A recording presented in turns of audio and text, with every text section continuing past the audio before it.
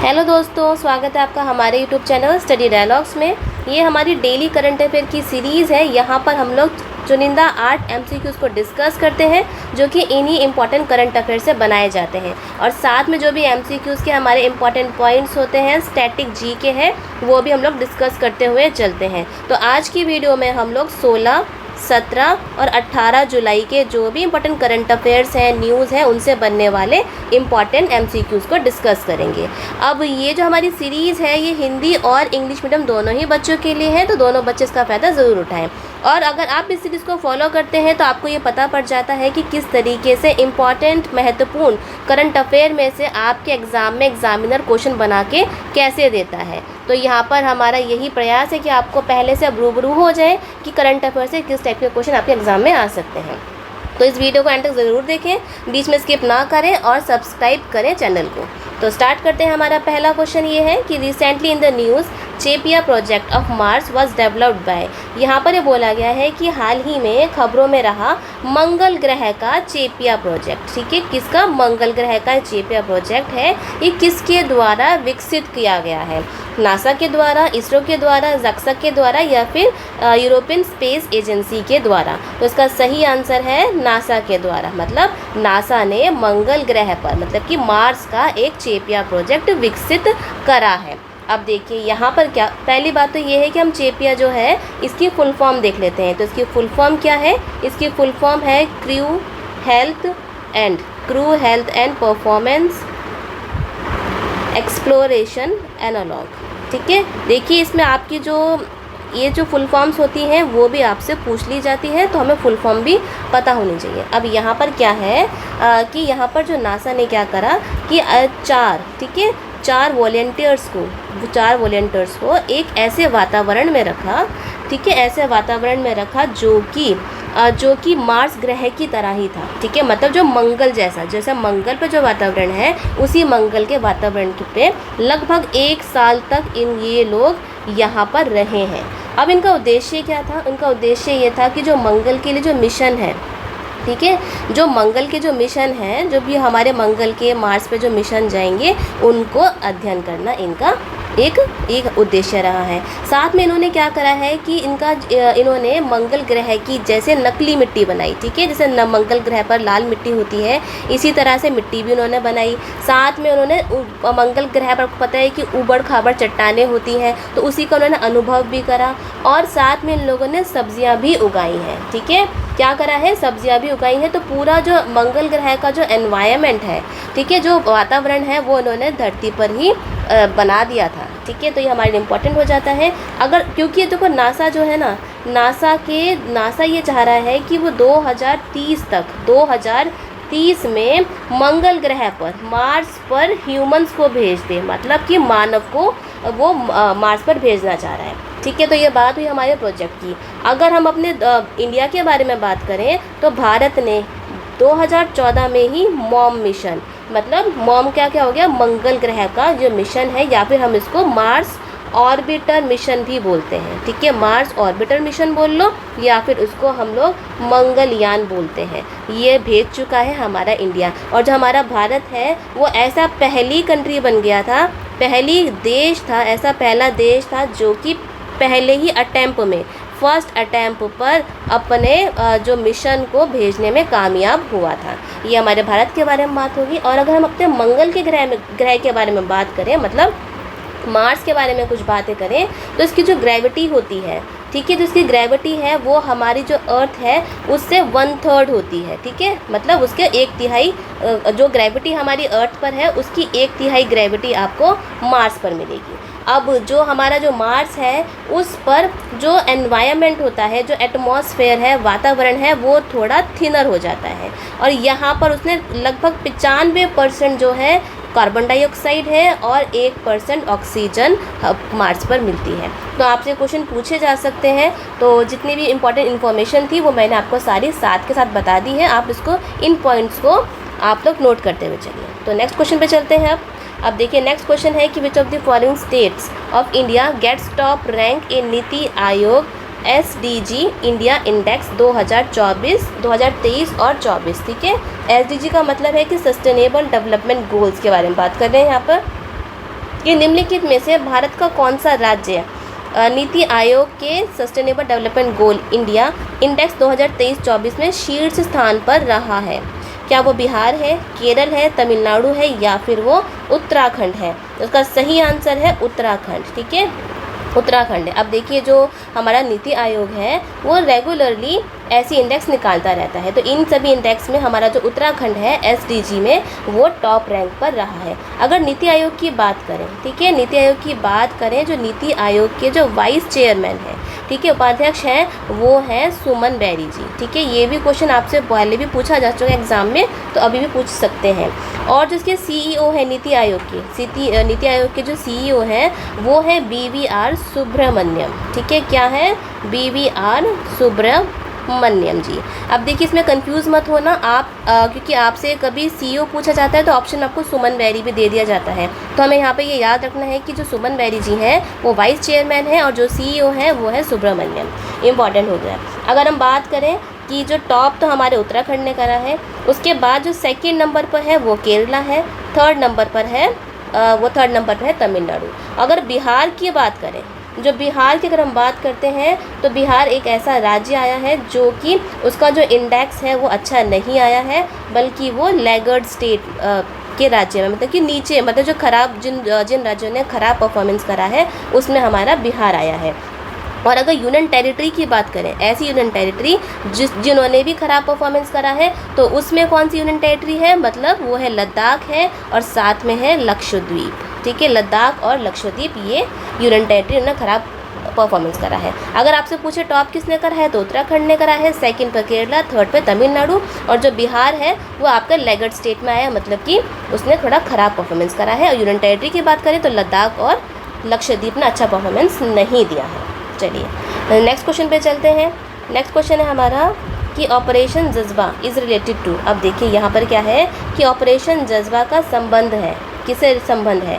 वो क्या सीआरपीएफ से है, आईटीबीपी से है, सीआईएसएफ से है या फिर सशस्त्र सीमा बल से है? तो उसका सही आंसर है आईटीबीपी। अब ये देखिए, खबरों में ये था कि जो ऑपरेशन जज्बा के अंतर्गत जो हमारी आईटीबीपी है, ठीक है, इंडो तिब्बतन बॉर्डर पुलिस है, उसने लगभग 108 किलो का जो सोना है वो जब्त करा है। ठीक है, 108 किलो का जो सोना है वो जब्त करा है हमारी आईटीबीपी ने। कहाँ जब्त करा है? चाइना के बॉर्डर पर जब्त करा है। तो ये किसके, ये इम्पॉर्टेंट है हमारे ऑपरेशन जज्बा के लिए हमारे इम्पॉर्टेंट हो जाता है। और अगर हम आईटीबीपी की बात करें, ठीक है, इंडो तिब्बतन बॉर्डर पुलिस है, इसको 1962 में, ठीक है, 1962 में ये बनी थी। ठीक है, 1962 में ये बनी थी। और इसमें जो आईटीबीपी के जो भी हमारे जो पुलिसमैन होते हैं उनको जो डिप्लॉय करा जाता है, ठीक है, उनका जो ड्यूटी लगती है वो इंडो चाइना बॉर्डर, मतलब कि इंडिया और चाइना के बॉर्डर पर लगती है। ठीक है, क्योंकि देखो आईटीबीपी की इंडिया का नाम ही दिख रहा है कि ठीक है, इंडो तिब्बतन बॉर्डर पुलिस है, तो सिंपल सी बात है, तो यहाँ पर ये चाइना के बॉर्डर पे ही लगेगी, क्योंकि जितनी भी ये बॉर्डर फोर्सेस होती हैं ये अलग अलग टाइप में अलग अलग जगह पे लगती हैं। जैसे सशस्त्र सीमा बल कहीं और लगेगी, आईएसएफ कहीं लगेगी, तो इसलिए ये हमारे इंपॉर्टेंट हो जाता है कि जो आईटीबीपी है वो इंडो चाइना बॉर्डर पर लगती है। चलिए नेक्स्ट क्वेश्चन पर चलते हैं। तो आपको ये याद रखना है, आपसे क्वेश्चन पूछा जा सकता है ऑपरेशन जज्बे के बारे में। चलिए नेक्स्ट क्वेश्चन पर चलते हैं। नेक्स्ट क्वेश्चन से पहले आप जो बच्चे हमारे चैनल पर नए हैं उनको मैं ये बता दूं कि उन सभी बच्चों के लिए हमारे चैनल पर बहुत सारी सीरीज़ चलाई जा रही हैं जो कि हिंदी और इंग्लिश में दोनों ही बच्चों के लिए हैं, और सारी सीरीज़ फ्री ऑफ कॉस्ट है। अगर हम बात करें पहली सीरीज़ की, जो है हमारी बिहार स्पेशल सीरीज़ है, तो यहाँ पर हम लोगों ने बिहार में जो बच्चे बिहार का एग्ज़ाम देते हैं तो उन सभी बच्चों के लिए बिहार स्पेशल सीरीज़ है। तो वहाँ पर हम लोग आपके लिए एक स्पेशल हिस्ट्री लेकर आते हैं बिहार की, मतलब कि ऐसा इतिहास जो कि बिहार से ही रिलेटेड है। तो उसके लिए हम लोगों ने 2 वीडियोस जो हैं हिस्ट्री से, इतिहास से रिलेटेड डाल चुके हैं, आप जाके देख सकते हैं। ऐसे बिहार के लास्ट 6 महीने के जो भी करंट अफेयर हैं वो हम लोगों ने अपलोड कर दिए, आप जाके देख सकते हैं। और स्पेशली केवल जून 2024 के बिहार के करंट अफेयर भी अपलोड करे हैं, आप जाके उसको भी देखिए, क्योंकि बहुत से एग्ज़ाम आ रहे हैं। तो आपको अगर इन वीडियोज़ को आप देखते हैं तो आपको बहुत ज़्यादा मदद मिल सकती है। और हमने इकोनॉमिक सर्वे की जो वीडियो है बिहार की वो भी डाल दी है, और आगे भी हम लोग बिहार से रिलेटेड और वीडियोज़ लाते रहेंगे, तो इस सीरीज़ को ज़रूर फॉलो करिए। फिर है हमारी एनसीईआरटी की सीरीज़। यहाँ पर हम लोगों ने एनसीईआरटी को 2 पार्ट्स में डिवाइड कर रखा है। पहला है हमारा एनसीईआरटी डिटेल एनालिसिस। यहाँ पर हम लोग क्या करते हैं कि हम लोग चैप्टर को, ठीक है, एनसीईआरटी के जो चैप्टर्स होते हैं उनको डिटेल में विद नोट्स पढ़ाते हैं। यहाँ पर आपको नोट्स देते हैं, उसके पास के जो भी इंपॉर्टेंट क्वेश्चंस बनते हैं उसको हम लोग आपके नेक्स्ट सीरीज़ में लेकर आते हैं। और जो एनसीईआरटी है एकदम फ्री ऑफ कॉस्ट है। वैसे तो सारी सीरीज़ ही आपकी फ्री ऑफ कॉस्ट है, लेकिन पर्टिकुलर जो एनसीईआरटी एकदम फ्री ऑफ कॉस्ट है, क्योंकि अगर आप बहुत सारे इंस्टीट्यूशंस हैं, चैनल्स हैं, वहाँ पर आपको एनसीईआरटी पढ़ाने के पैसे आपको देने पड़ते हैं, लेकिन हमारे चैनल पे एकदम फ्री ऑफ कॉस्ट, इसका फ़ायदा उठाइए ज़रूर। फिर हमारी जीएस एमसीक्यूज़ की, देखो ये वही है जो आपको मैं पढ़ा रही हूँ। फिर हमारी मंथली मैगजीन, यहाँ पर हम लोग क्या करते हैं कि जो पिछले महीने के जो भी इंपॉर्टेंट करंट अफेयर रहते हैं, न्यूज़ रहते हैं जो हमारे एग्ज़ाम में आ सकते हैं, उनको कंपाइल करके 1 लाइनर में हम लोग मैगज़ीन के रूप में निकाल देते हैं। अभी हम लोगों ने जून की मैगज़ीन निकाली है, जिसको कि हमने केवल 55 1 लाइनर में कंप्लीट करा है। आप जाके इसको देखिए, क्योंकि इसमें केवल वही क्वेश्चंस हैं, वही करंट अफेयर हैं जो कि हमारे एग्ज़ाम में आ सकते हैं। फिर है हमारी ट्रिक्स की वीडियो। यहाँ पर हम लोग पर्टिकुलरली 5 एमसीक्यूज़ को डिस्कस करते हैं, जिसको कि हम आपके लिए एक अनोखे तरीके से आपको सिखाते हैं, ठीक है। फिर हमारी मेंस की टॉपिक्स की वीडियो है। यहाँ पर जो बच्चे मेंस की तैयारी कर रहे हैं तो उनके लिए भी हम लोग रेगुलरली वीडियो अपलोड करते रहते हैं, आप जाके उसका भी फ़ायदा उठाइए। फिर हमारी पॉलिटी की वीडियो, इसमें हम लोगों ने आपके लिए पहले से ही बहुत सारी वीडियोज़ बना दी हैं, तो उसकी प्लेलिस्ट है, आप जाके उसको भी देख सकते हैं। अगर आप हमारे चैनल की कम्युनिटी में जाते हैं तो वहाँ पर हम लोग आपके लिए रेगुलरली क्वेश्चन पोस्ट करते हैं आपकी प्रैक्टिस के लिए, तो इसका फ़ायदा भी उठाइए। तो इन सभी चीज़ों का सीरीज़ का फ़ायदा उठाइए, चैनल में जाइए, इसको देखिए और सब्सक्राइब ज़रूर करिए। चलिए नेक्स्ट क्वेश्चन पे चलते हैं अपने। तो नेक्स्ट क्वेश्चन हमारा Chandipur virus primary spread through. यहाँ पर ये बोला है कि जो चांदीपुर वायरस, देखो आपने देखा भी होगा आजकल खबरों में, जो चांदीपुर वायरस है वो बहुत ज़्यादा खबरों में है। तो यहाँ पर यही पूछा जा रहा है कि जो चांदीपुर वायरस है वो स्प्रेड, मतलब कि चांदीपुर वायरस को कौन फैलाता है, ठीक है, कौन फैलाता है? क्या वो सांप फैलाता है, कुत्ता फैलाता है, सैंड फ्लाई फैलाता है, या फिर जंपिंग स्पाइडर फैलाती है? तो इसका सही आंसर है हमारा कि जो चांदीपुर वायरस है वो सैंड फ्लाई से फैल जाती है। अब देखिए खबरों में क्या है कि खबरों में अभी खबर आई है कि जो चांदीपुर वायरस है, ठीक है, चांदीपुर से गुजरात में, ठीक है, गुजरात जो हमारा राज्य है वहाँ पर 4 साल की एक बच्ची है, उसकी मृत्यु हो गई है। तो ये खबरों में है, डर का माहौल है, तो इसलिए हमें ये देखना पड़ेगा कि चांदीपुर वायरस है क्या। अगर बात करें जो चांदीपुर वायरस है, ठीक है, इसका जो नाम रखा है, देखो नाम तो चांदीपुर है, तो इसका जो नाम रखा है तो जो हमारा महाराष्ट्र राज्य है, ठीक है, महाराष्ट्र राज्य के एक टाउन के नाम पर इसका नाम रखा है। अब इसमें क्या होता है, ये इस तरीके का वायरस है जो कि जो 14 साल के बच्चे हैं, 14 साल से जो छोटे बच्चे हैं उनको ही इन्फेक्ट करता है। उसके इन्फेक्शन के बाद क्या है कि वो उन बच्चों का जो ब्रेन है, दिमाग है, उसमें सूजन आ जाती है, इन्फ्लेमेशन आ जाती है, ठीक है, और इतनी ज़्यादा इन्फ्लेमेशन बढ़ जाती है कि उनकी डेथ भी हो सकती है और बच्चे कोमा में भी जा सकते हैं। अब हमने बात करी कि ये किसकी वजह से होता है, ये होता है सैंड फ्लाई के काटने की वजह से, और कभी कभी ये मॉस्किटो से भी फैल सकता है, ठीक है, फैल जाता है। अब यहाँ पर ये जो वायरस है पर्टिकुलरली डैमेज करता है हमारे न्यूरॉन्स को, डैमेज करता है हमारे न्यूरॉन से, तो उसकी वजह से ये जो बीमारी है बहुत ख़तरनाक हो रही है आजकल।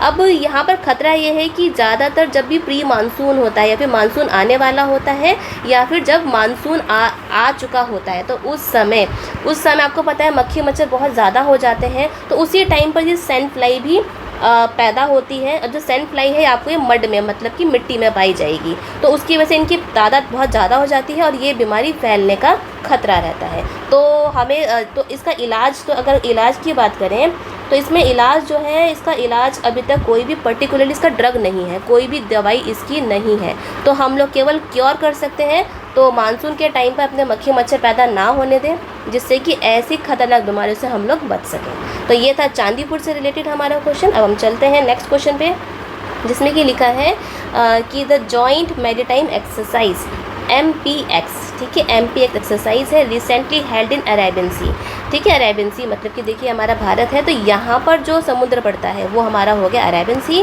और इस साइड होता है हमारा बे ऑफ बंगाल, मतलब कि बंगाल की खाड़ी। यहाँ पर अरब सागर के बारे में बात हो रही है। तो ये बोला है कि यहाँ पर एक एक्सरसाइज कंडक्ट कराई गई जो कि उन देशों के बीच में एक समुद्री युद्ध अभ्यास था। तो पूछे कौन से देशों के बीच में ये कंडक्ट कराया गया। संयुक्त समुद्री युद्ध अभ्यास MPX हाल ही में अरब सागर में आयोजित हुआ, ये किन देशों के बीच में हुआ? क्या वो भारत और ओमान के बीच में हुआ? क्या वो भारत और फ्रांस के बीच में हुआ? क्या वो USA और जर्मनी के बीच में हुआ? या फिर वो भारत और USA के बीच में हुआ? तो इसका सही आंसर है भारत और USA के बीच में। अभी अभी ये जो एक्सरसाइज है ये कंडक्ट कराई गई है, ठीक है। ये कब कराई गई? जुलाई 12 को ये लगभग कंडक्ट कराई गई है, ठीक है। तो ऐसे जो क्वेश्चंस होते हैं आपसे ये क्वेश्चन पूछ लिए जाते हैं, ठीक है।